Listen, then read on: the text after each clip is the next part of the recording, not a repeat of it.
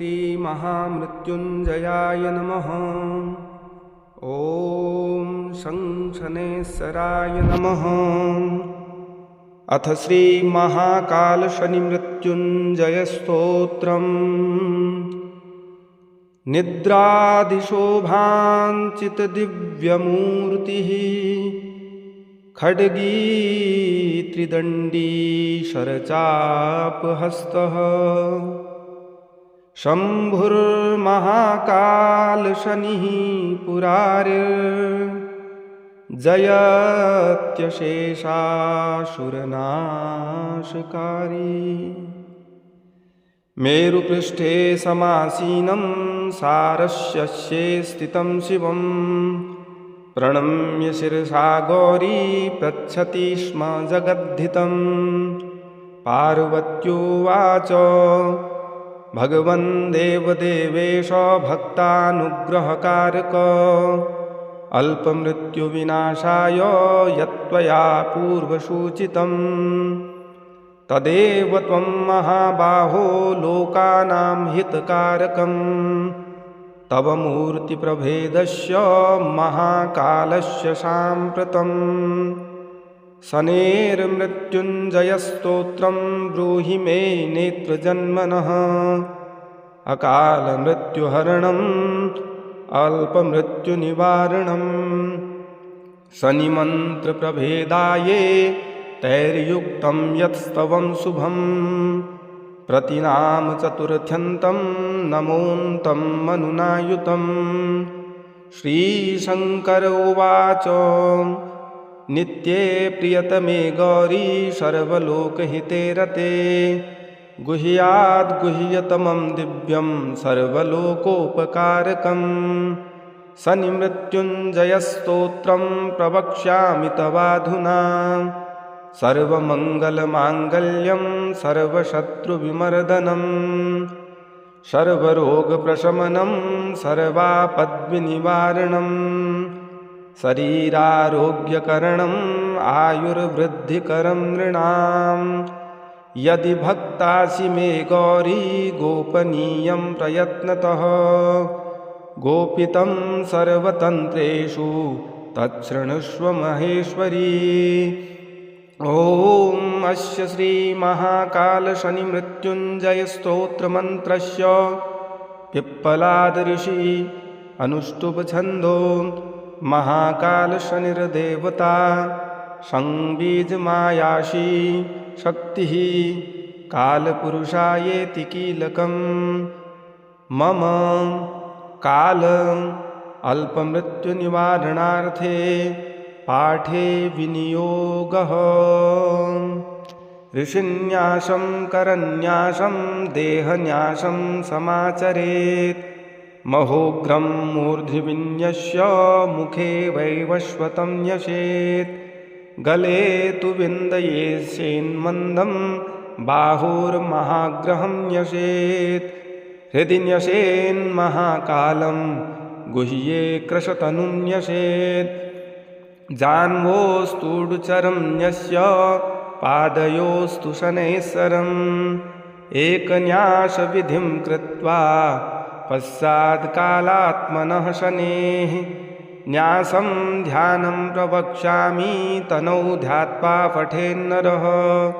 कल्पादियुगभेदास्स कराङ्गन्यासरूपिणः। कालात्मनो न्यसेदग्ने मृत्युञ्जय नमोऽस्तु ते। मन्वन्तराणि सर्वाणि महाकालस्वरूपिणः। भावयेत् प्रतिप्रत्यङ्गे महाकालाय ते नमः। भावयेत् प्रभवद्याद्यान् शीर्षे कालजिते नमः। नमस्ते नित्यसेव्याय विन्यसेदयने भ्रुवोः। शौर्ये च नमस्तेस्तु गण्डयोर्विन्यसेद्धृतून्। श्रावणं भावयेद्दक्ष्ण्योर्नमः कृष्णनिभाय च। महोग्राथ नमो भाद्रं तथा श्रवणयोर्न्यसेत्। नमो वैदुर्निरीक्षाय चाश्विनं विन्यसेन्मुखे।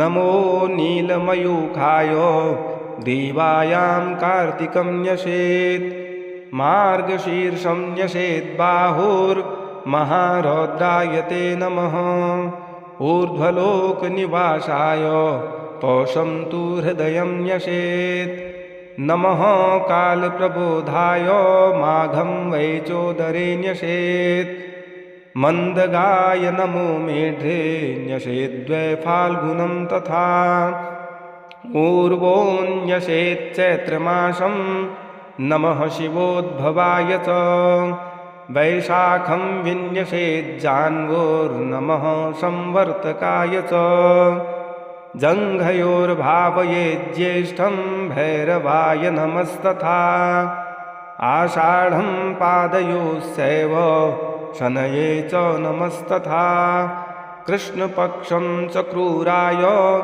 नमः आपादमस्तके न्यसेद्दार्शीर्षपादान्ते शुक्लपक्षं ग्रहाय च न्यसेन्मूलं पादयोस्सग्रहाय शनये नमः नमः सर्वजिते चैव तोयं सर्वाङ्गुलौ न्यसेत् न्यसेद्गुल्फद्वये विश्वं नमः शुष्कतराय च विष्णुभं भावयेज्जङ्घो भये शिष्टतमाय ते जानुद्वये धनिष्ठां च न्यसेत् कृष्णरुचे नमः उरुद्वये वारुणक्षं न्यसेत्कालभृते नमः पूर्वभाद्रं न्यसेद्मेढे जटाजूटधराय च पृष्ठ उत्तरभाद्रं च करालाय नमस्तथा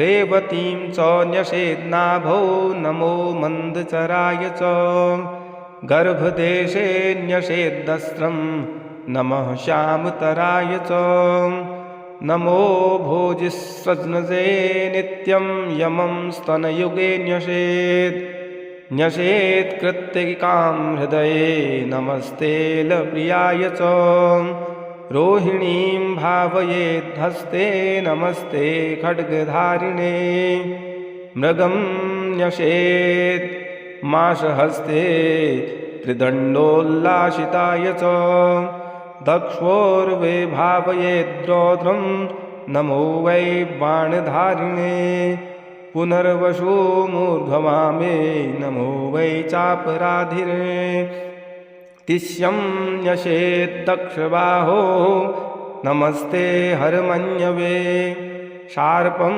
न्यसेद्वामबाहो चोग्रचापायते नमः मघां विभावयेत्कण्ठे नमस्ते भस्मधारिणे मुखे न्यसेद्भर्गक्षं नमः क्रूरग्रहाय च भावयेद्दक्षनाशायाम् अर्यमाणस्य योगिने भावयेद्वामनाशायां नस्त्रक्ष्यं धारिणे नमः त्वाष्टं न्यसेद्दक्षकर्णे कृशरान्नप्रियायते स्वातीं न्यसेद्वामकर्णे नमो ब्रह्ममयायते विशाखां च दक्षिणेत्रे नमस्ते ज्ञानदृष्टये मैत्रं न्यसेद्वामनेत्रे नमोऽन्धलोचनायते शाक्रं न्यसेच्च शिरसि नमः संवर्तकाय च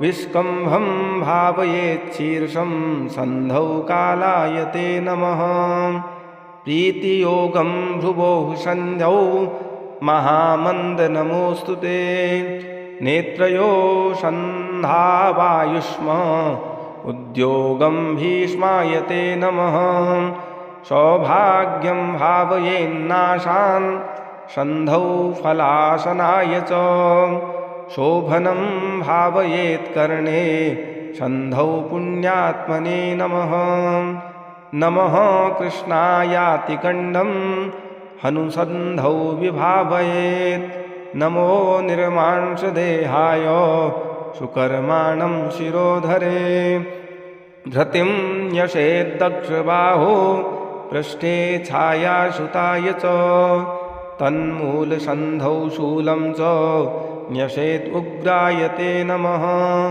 तत्कर्पूरे न्यसेद्गण्डे नित्यानन्दाय ते नमः वृद्धिं तन्मणिबन्धे च कालज्ञाय नमो नश्येत् ध्रुवं तद् अङ्गुलीमूलं सन्धौ कृष्णाय ते नमः व्याघातं भावयेद्वाम बाहुपृष्ठे कृशाय च हर्षणं तन्मूलसन्धौ भूतसन्तापिने नमः तत्कर्पूरे न्यसेद्वज्रं सानन्दाय नमोऽस्तु ते सिद्धिं तन्मणिबन्धे च न्यसेत्कालाग्नये नमः व्यतिपातं कराग्रेषु न्यसेत्कालकृते नमः वरीयाशं दक्षपार्श्वं सन्धौ कालात्मने नमः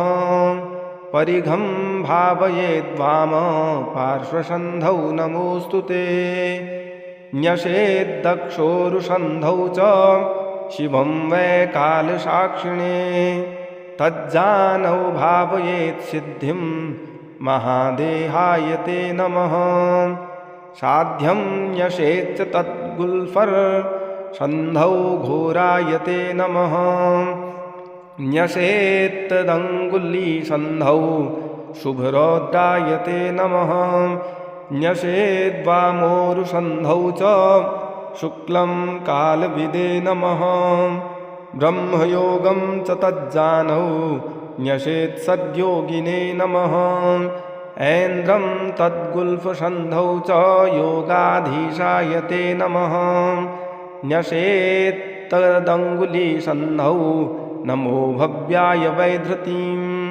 चर्मणि भवकर्णं भावयेद्यद्वने नमः बालवं भावयेद्भक्ते संहारक नमोऽस्तु ते कौलवं भावयेद्स्ते नमस्ते सर्वभक्षिणे तैतिलं भावयेन्माशे आमुमांसप्रियाय ते गरं न्यसेद्वपायां च सर्वग्रासाय ते नमः न्यसेद्वणिजं मज्जायां सर्वान्तक नमोऽस्तु ते वीर्ये विभावयेद्विष्टिं नमो मन्योग्रतेजसे रुद्रमित्रपितृवशु वारिण्येतास् पञ्च च मुहूर्तास् दक्षपादन् नखेषु भावयेन्नमः खगेशाय च खस्याय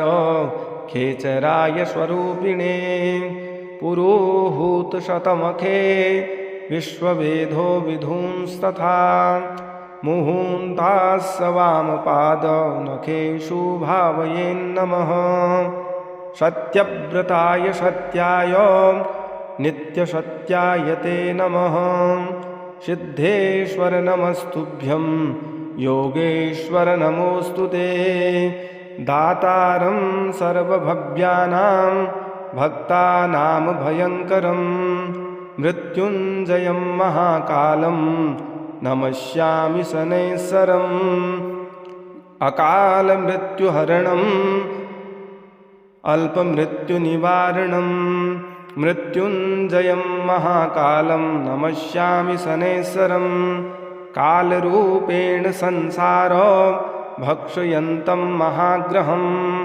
मृत्युञ्जयं महाकालं नमस्यामि शनैश्वरं ग्रहाणां ग्रहभूतं च सर्वग्रहनिवारणं मृत्युञ्जयं महाकालं नमस्यामि शनैश्वरं कालस्य वशगाः सर्वे न कालः कस्यचिद्वशः तस्मास्त्वां कालपुरुषं प्रणतोऽस्मि शनैश्वरं कालदेव जगत्सर्वं काल एव विलीयते कालरूपः स्वयं शम्भुः कालात्मा ग्रहदेवता चण्डीशो रुद्रडाकिन्याक्रान्तः सण्डीश उच्यते विद्युदाकलितो नद्यां समारूढो रसाधिपः चण्डीशः शुकसंयुक्तो जिह्वया ललितः पुनः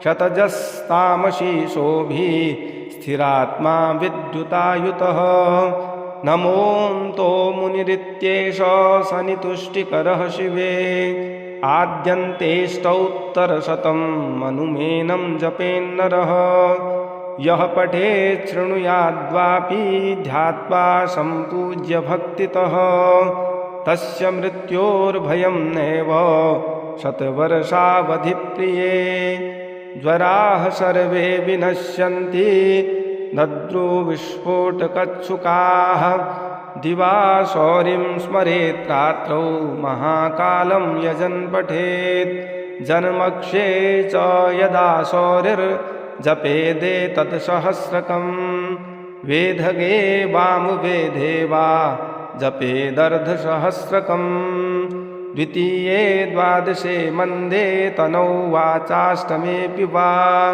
तत्तद्दासौ भवेद्यावद् पठेत्तावद्दिनावधि चतुर्थे दशमे वापि सप्तमे नवपञ्चमे गोचरे जन्मलग्नेशे दशास्त्वन्तर्दशासु च गुरुलाघवज्ञानेन पठेद्वा वृत्तिसङ्ख्यका शतमेकं त्रयं वाथ शतयुग्मं कदाचन आपदस्तस्य नश्यन्ति पापानि च जयं भवेत् महाकालालये पीठे यथवा जलसन्निधौ पुण्यक्षेत्रे स्वत्थमूले तैलकुम्भाग्रतो ग्रहे नियमेनैकभक्तेन ब्रह्मचर्येण मौनिना श्रोतव्यं पठितव्यं च साधकानां सुखावहम्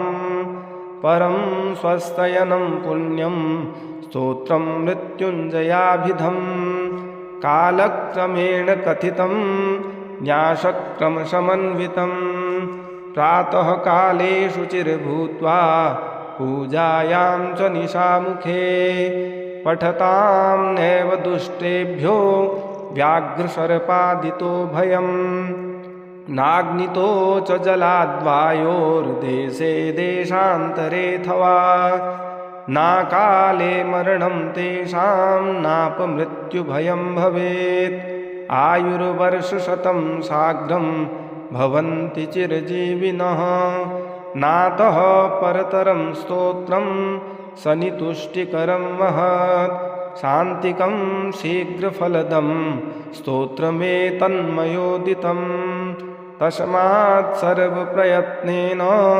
यदीच्छेदात्मनो हितं कथनीयं महादेवी नैवा भक्तस्य कस्यचित् इति श्रीमार्तण्डभैरवतन्त्रे महाकालशनिमृत्युञ्जय स्तोत्रं सम्पूर्णम्।